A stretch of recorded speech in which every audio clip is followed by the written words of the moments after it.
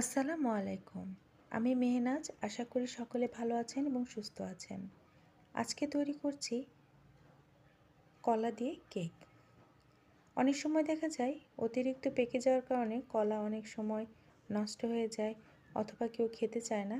অনায়াসে তখন এই কেকটা তৈরি করে নিতে পারেন। বাচ্চা থেকে বড় সকলেই পছন্দ করবে আর খুবই মজাদার এবং খুব অল্প সময়ের মধ্যে এই কেকটি তৈরি করা সম্ভব। আমি এখানটায় 3টা কলা নিয়ে নিয়েছি, একটা ডিম দিয়ে দিয়েছি, পরিমাণ মতো চিনি। যেহেতু কলাতে চিনি ছিল যার কারণে আমি 1/4 কাপ পরিমাণ চিনি ব্যবহার করেছি। দিয়ে দিয়েছি সামান্য পরিমাণ লিকুইড দুধ, দিয়ে দিয়েছি তেল, আর সঙ্গে এখানটায় অ্যাড করছি 3 চামচের মতো কোকো পাউডার। যেহেতু আমি এটা বাচ্চাদের উদ্দেশ্যে তৈরি করছি, এখানটায় চকলেট ফ্লেভারটা অ্যাড করেছি। আর কলার সাথে চকলেট ফ্লেভার খুবই ভালো যায় এবং খেতেও দুর্দান্ত মজার হয়।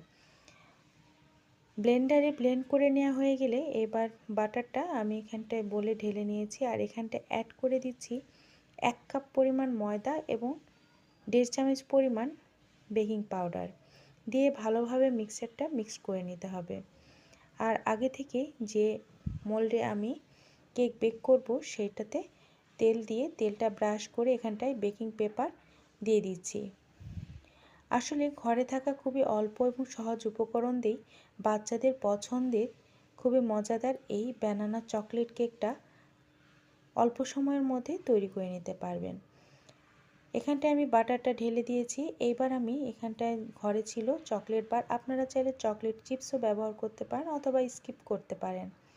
আমি এখানটায় যেহেতু বাচ্চাদের খাওয়ানোর উদ্দেশ্যে করছি যার কারণে বাসায়ও ছিল বাটার, আমি উপরে সামান্য পরিমাণ বাটারও দিয়ে দিয়েছি যেন দেখতে যেমন সুন্দর হয় খেতেও যেন সুন্দর হয়।